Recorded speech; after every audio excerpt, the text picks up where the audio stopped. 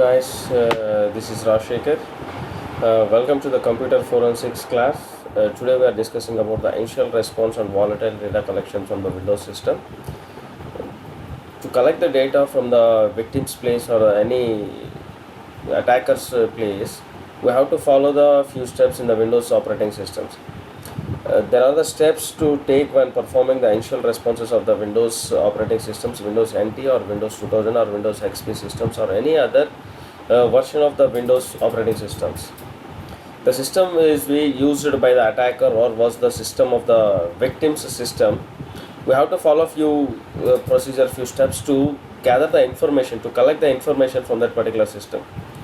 How to gather the volatile data in a manner that minimizes the alteration of the systems. So to gather the information from that particular location or that particular device, you have to follow the few steps and have to apply the few particular things to collect the data from that particular device. First one is creating a response toolkit and the storing the information obtained during the initial responses and obtaining a volatile data. These three steps are the majority of the procedure. So the first one is creating a response toolkit. Creating a response toolkit is an initial response. You need to plan your approach to obtain all the information without affecting any potential evidence loss, because you will be issuing a commands with an administrator rights on that particular victim system. So you need to be particularly careful not to destroy or alter the evidence which is available on that particular location or the crime scene.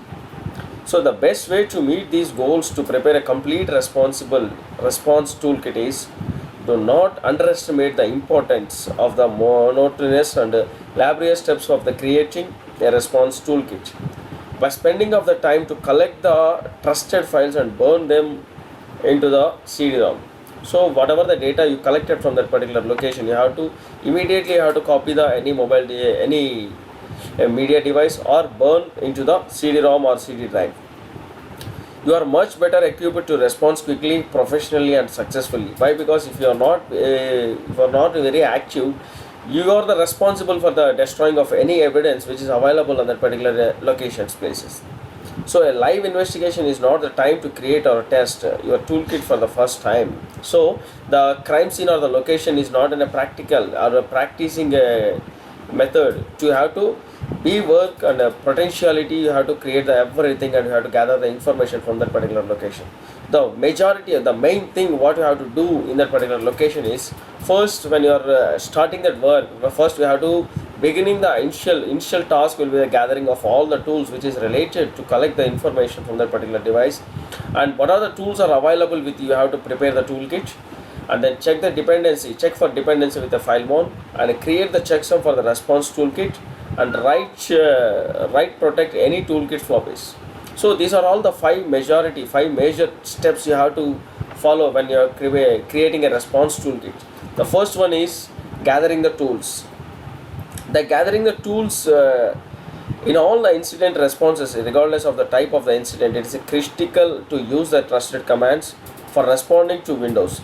We have to maintain a CD-ROM or two floppy disk or any USB drives or flash drives that contains the minimum of the tools listed on this table.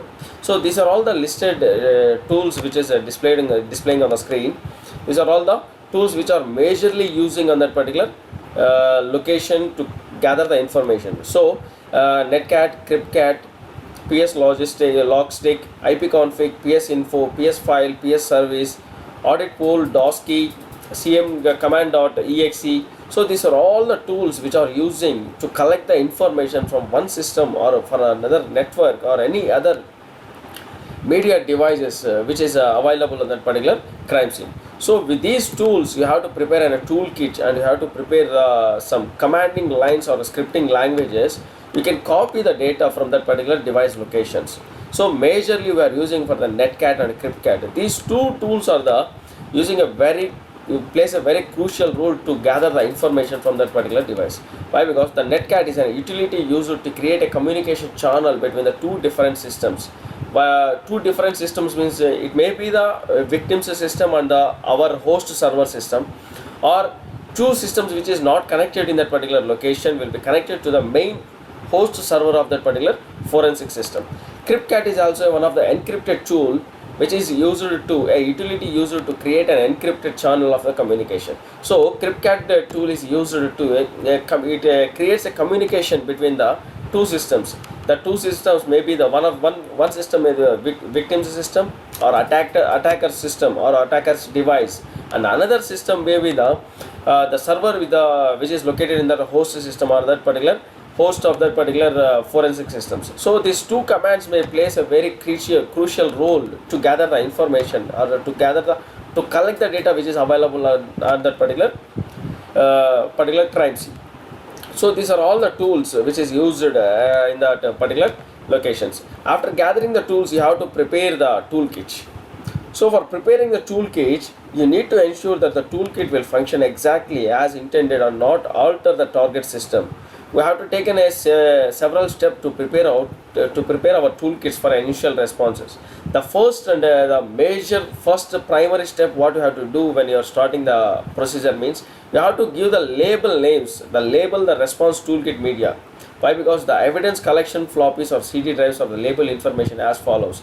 The label information will give the clarity which device, which particular equipment you are using for that particular crime scene. If you are dealing with a 2 or a 3, 4 crime scenes, you have to use multiple devices or multiple CDs, multiple floppies. So if you give the label names or the labeling of that particular device, so it is a very clear and clarity shows that this case will have this device and this case will have another device. So the labeling process must be plays a crucial role. The labeling must be like this: case number, time and date, name of the investigator who created the particular response media, name of the investigator using the response media, and whether or not the responsible media using a floppy disk or a CD drives contains output files or evidence from the victim system. So these are the labeling process is the primary step when you are preparing a toolkit. The second one is the check for a dependency within a file one. It is important to determine which DLLs on the files your response tools depends on it. We use a file one to determine all the file accessed and affected by each of the utilities in our toolkit. So it is good to know which tool changes access times on the files and the targeted systems, which we can avoid the load tools that alter our targeted systems. So the dependency will be checking by using the file one and the labeling after the preparing of the toolkit. The next one is a create a checksum for the response toolkit. So we have to create a checksum. One of the file on our responsible kit, floppy or a CD drive or USB drive, is a text file with a checksum of all the commands on it. So with a few commands like that MD5 sum command line used to create the text file name as a text file provider. After creating a toolkit, we have to give one major task when you are closing the preparing the toolkit is write protect any toolkit floppies. That means this is the operation which is this is the permission you have to give for that particular floppy disk or a USB drives or a flash drives. So this is one of the permission to protect your data which is loaded on that particular device. Write protect any toolkit floppies. If you use a floppy disk, be sure that write protect the floppy disk after it created. If you store the evidences files on the floppy responsible floppy during an incident, you need to write protect it after you accumulated the data. That means if you are loading any application, if you are loading any particular software, if you want to install, you have to give the permissions. That permissions must be the allow the permission, write permission, read permission, or any other permissions. For example, if you are loading any Word document also or Excel document, if you protected that particular Word document not to edit by anyone, so you have to give the permissions. That is a protected permission not to edit. That is only for a read-only access. So if anyone loaded that particular data or a file will be loaded only for seeing purpose only, not to edit purpose. So like this we have to give a few permission for that particular floppy disk or CD drives or flash drives. So you have to apply one of the things after creating the floppy drives, write protect any toolkit floppies. So these are the 4 steps we are applying in the preparing the toolkit. The next one is storing information obtained during the initial responses. After preparing everything, it stores the information what you are obtaining during the initial process. During the initial process, you will gather a lot of information from the live systems. We use the term live or refer a system that is relevant to an investigation, whether it is a attacking system or a victim and is currently provided on. So think it is a crime scene. Before photos are taken into the bodies, you have to remove. So when you are moving into the crime scene, you have to be very careful. Why? Because if you are by touching your things or by unexpectedly you click on the remote delete button or remove button, majority of the main things will be deleted. Why? Because you are in the crime scene. So while gathering the information, by storing the information, you have to be very careful when you are loading the information. You have to follow the four primary options. We have to follow the four primary things when you are doing the things for your doing the live system operations. What are those means? The first one is save the data you retrieve on the hard drive or the targeted system. Second one is record the data you retrieve by hand in a notebook. Third one is save the data you retrieve on the response floppy disk or other removable media. Fourth one is the save the data you retrieve on a remote forensic system. Use Netcat or CryptCat. These two tools are we already discussed in the previously, Netcat and CryptCat. These two tools are plays in a major role when you are gathering the data, when you are storing the information from the victim's data. Saving data to the hard drive is an undesirable because it modifies the system. Recording data by hand, it is not a practical due to the volume of the information. So when you are storing the information, you have to maintain these four are the primary things what you have to do. When after maintaining the some things, you have to follow the two one is that is transferring the data and encrypt the data by using the CryptCat or Netcat. So transfer the data by using the tool Netcat, encrypt the data by using the CryptCat. So transferring the data with Netcat means Netcat is a freely available tool that creates a channel of the communication between the host. We use it during the initial responses to create a reliable. The TCP connection will create the communication between the targeted system and the forensics workstation used for analysis. All that of you need to use a netcats and IP addresses on the target network and laptop systems with enough storage spaces. So you have to enough storage spaces will be the information you gather. Use the Netcat allows you transfer all the relevant system information and files you require to confirm whether or not an incident occurred.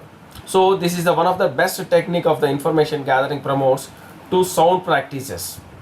It lets you get an on and off of the target system quickly, and when you are working within a targeted system, the targeted system is not you don't have any perfect access to load the data or delete the data. Why? Because the targeted system is not under your control, and you have to get that from get the system into under your control means you have to check all the devices with an IP addresses and the communication with whether already it's installed or not. So you have to check carefully, and it lets you either on and off very quickly, and you have to move to the very fastly to communications of the particular devices. It allows you to perform an offline review of the information attained. When you are working with any other victim system, it may be if the system is connected to the online, it may be the online system is connected to the some other hacker, some other victim system. So he may be rehack, or he had to retrieve the information from that particular system when you are not in that cases. So we have to be very alert, and we have to work in an offline mode only to not work on the particular platforms. So the next one is the encrypted data within a CryptCat. The encrypted data within consider encrypted the traffic using the CryptCat. An alternative is to use the crossover cable to directly connect it to the victim system on the forensic workstation. So directly connected cable will give a more security, and it helps the encrypted data will be the very fast. There are the two compiling arguments for encrypted your traffic when you are sending files from the targeted systems to the host station. And attackers, snipers cannot compromise the information you obtain, and encrypting the data nearly eliminates the risk of the contamination of the injection of the data. So these two are the majorly where follow the storing information obtained during the initial responses. And the next one is obtaining the volatile data. Obtaining the volatile data is the major part to gather the information from that particular victim system. Obtaining the volatile data will have two things. One is organizing and documenting your investigation, and collecting the volatile data. Collecting the volatile data will use a major role that collects the information from that particular system. So first one is the organizing and documenting your investigation. Now that you have a forensic toolkit and your methodology, you need to determine exactly which data to collect, At this point, you want to obtain the volatile data from the Windows systems, that is a Windows operating system, priorly to turning off of that system. At minimum, we have to collect the following volatile data priorly from the forensic duplication. So we have to collect the majorly we have to collect one of the primary things when you enter into that particular victim system. First one is the time stamping. That is what are the things he performed in that particular device and that particular media devices. You have to collect the system time and the date, a list of the users who are currently logged in, so how many people are logged in that particular system and how many things are done when they are logging. So each login will have that timestamp. That particular timestamp will give the what are the things they applied, what are the things they done in that particular login time in and the time out process, and the timestamps, time date stamps for the entire file system, a list of the currently running processes, a list of the currently opening stocks, the application listing on one open stock, a list of the systems that have current on the had recent connections to that particular system. So these are the things you have to check when you are entering into the particular victim systems. When you are organizing the documenting on your investigations, it's the one thing that you have to technical skills required to proper incident responses. It is quite another to the implement a complete unbiased professional processes. So you have to maintain some communication, you have to maintain some technical skills which is same related to that particular communication. So you need to have a methodology that is both organized and documented. There are the two main reasons to diligently documenting your actions when responding on the console of the particular victim system. So you have to gather the information with that particular victim system. First one is to gather the information that may become evidence against an individual to protect your own organization. So you have to gather the information with two reasons. One is evidence against as an individual or protect your organizations. So you have to follow the some MD5 sum of input commands to gather the information, and the next one is the collecting volatile data. To collect the volatile data, you have to executing a trusted command. That is you have to work in a trusted command platform. That command platform is a command prompt. That command prompt is a trusted one which cannot be no one cannot hack without the commands. So the trusted one is a command.exe. This is a command prompt. You can run any commands by using the command prompt, and then record the system time and date each and every command executed. When you are executing a single command, that is a date and time, so that command date and time is also stored by using the recording the system time and date, and then determining who is logged into the system when the remote access is users. So when any one person is logged into that particular devices, you have to record each and everything. So determining who is logged into the system and remote access users. And the next one is collect the information which recordings modifications will be done, and the creation and access times of all files will be stored in that particular devices. The next one is determining the open ports. Determining the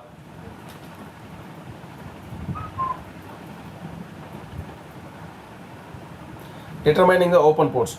To determine which ports are open, use netsat and a standard Windows command that enumerates all listening ports of all current connections to those ports. So netsat is useful of the recording volatile data such as the current connections and the connections that have terminated.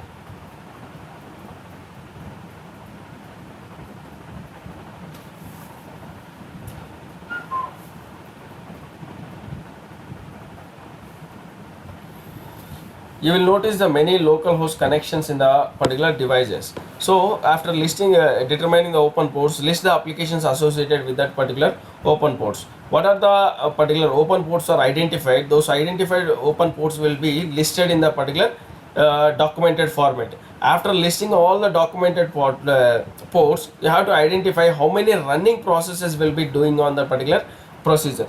The running process, listing all the running process. Before you power off a targeted system, it is important to record all the processes currently running on that system.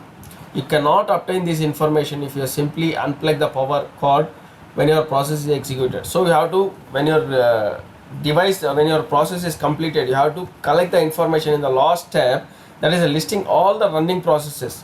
Before you switching off the system, before you turn off your system, the victim system, you have to gather the information what are the running processes will be done by the victim. And listing all current and recent connections. Recent connections means how many connected systems will be communicated with that particular victim device. You have to identify and you have to list those identified systems. And the recording of the system and time and date will be have to taken. Each and every document, each and every timestamp will be plays a major role when you have to identify that particular victims. The documenting the commands used during the initial process. So this is the last and final step when you are collecting the information from the victim step is what are the procedure and what are the steps you applied from the beginning to the ending part. That means the step 1 to the step ending of the particular process will have to noted and it have to be recorded for the further communication and the further investigation will be maintained. So this is the procedure and this is the steps we are following when you are doing with an initial and a volatile data collection from that particular devices by using the Windows system. When you are gathering the information, when you are collecting the volatile data collection from the Windows system, we have to following the 3 steps. One is creating a response toolkit, storing information obtained during the initial response, and obtaining the volatile data. By using the 3rd step, we are closing with an Windows connections. We have any different steps, different procedure with an Ubuntu or Windows Unix systems that will be discussed in the next class. Thank you.